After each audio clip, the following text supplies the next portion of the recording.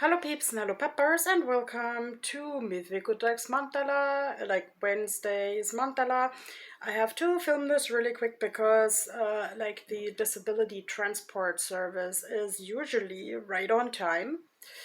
Kudos to them. Like in Iceland, many things don't happen right on time, but those do, and those are usually also kind of under time pressure. So I am doing a really quick video, and I know mandalas are supposed to be relaxation and focus and so forth, but like with the ADHD, really the most relaxation is when I get things done within a time limit. So, and I really made an effort to get a shot of myself with my plastic clock that I'm using for like three-dimensional time planning and marking it with washi tapes and so on. But like there is no way to do that without outside help. So my thought of the day is maybe my message of the day is that people should learn to accept more outside help. Like, of course, I am always on this trail of thought, also let's say a pattern from my childhood that I can't get rid of, just so that I have to do uh, many things alone when there is no one else.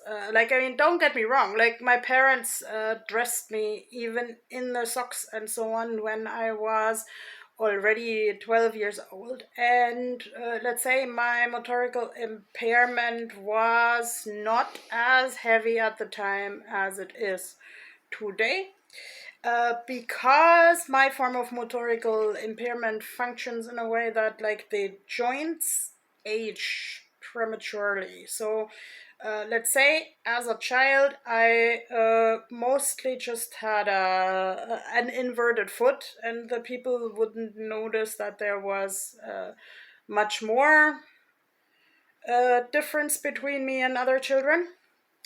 But like in today's time, I need much more equipment and I need much more help. And sometimes the system can provide this help and sometimes not.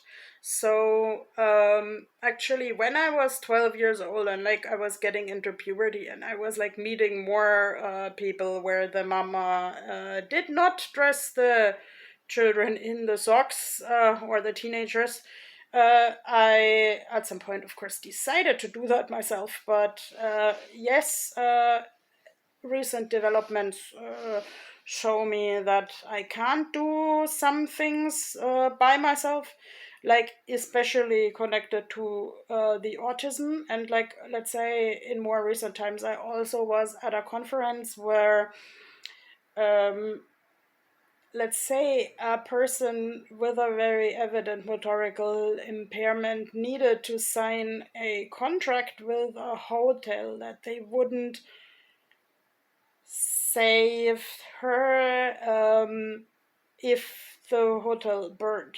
And I found that really shocking. So my appeal to the world is we need to create more systems to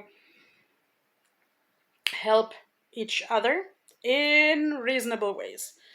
And talking about reasonable ways, of course, I'm at the moment quite panicky about my financial situation and my job situation because the system can't shake a job for me out of its sleeve. So I'm making my own job. And like my first question in the morning to the tarot cards was, what can I do today to make money?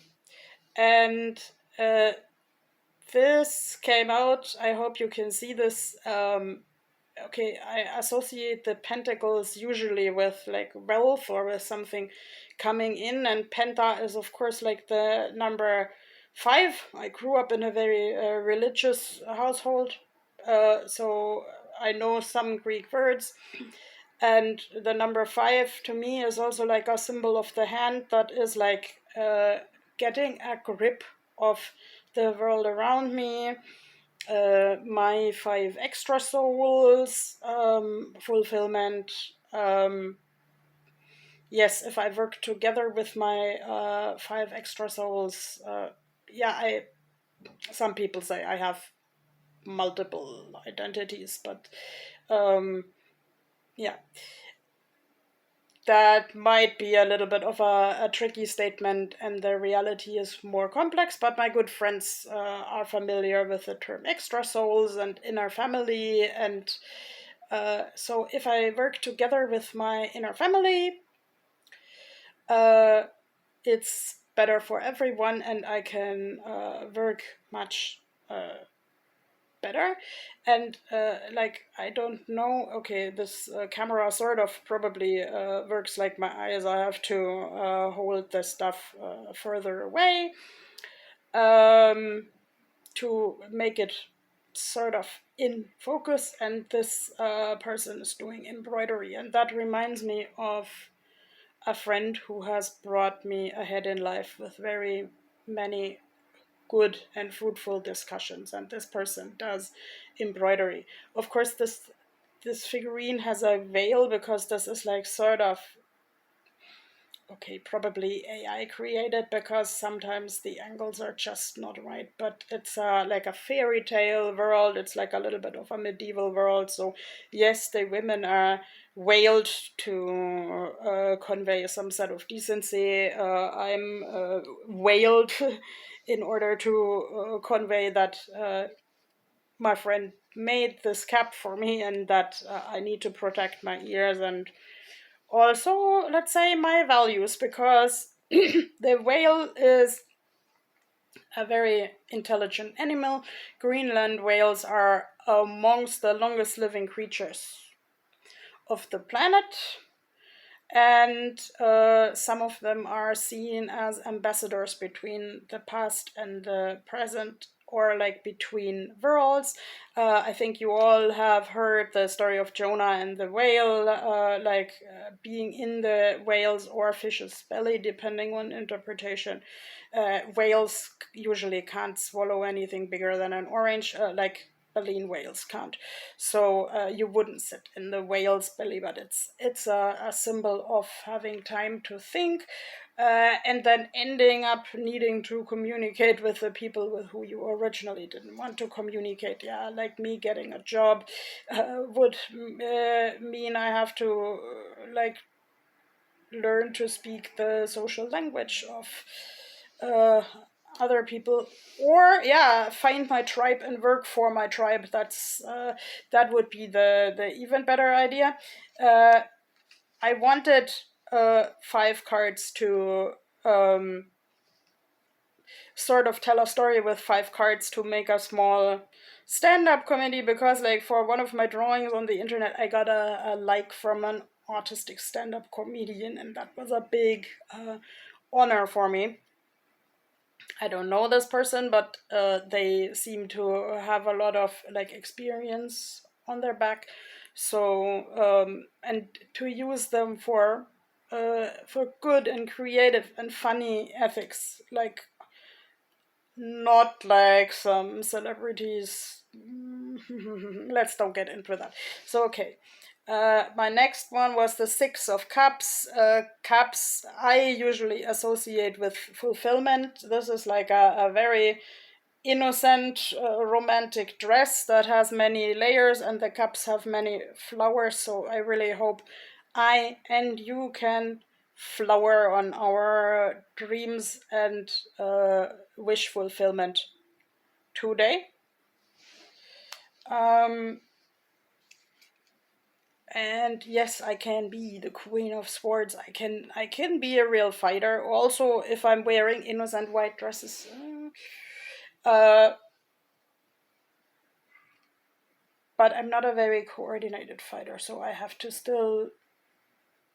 find I have to learn how to handle my weapons. Like in my younger years, I was working for a small culture magazine that considered using the slogan words are our weapons. Um, I'm usually not into expressions using the word weapon, but yeah, I am considering it more in today's time. Because I'm a little bit in a like both helpless and fighting mode, if that makes sense. The Knight of Swords is, of course, also in the fighting mode. The horse means mobility. I mean, it's a living, breathing animal, please and thanks, but like in the fairy tale times and mobility times, yeah, fairy tale times and not so motorized mobility times, it was a vehicle. And the butterfly in the corner here, I don't know if you can see it, is also a symbol of transformation. So, yes, maybe the theme today is to get aware of my mobility and what I still can do and what I can use. And this knight doesn't have a face, but he has like really cool feathers to show that he is a strong fighter. Um, and here is a strong fighter in the making, like more like Legolas Jr., and reminds me a little bit of an old friend of mine, um, who still has to learn a lot. So, yes, now I really have to leave at dolphin speed, Vip, and I wish you a good day where you can learn a lot on your own terms and use your strength for a good cause. Bye bye.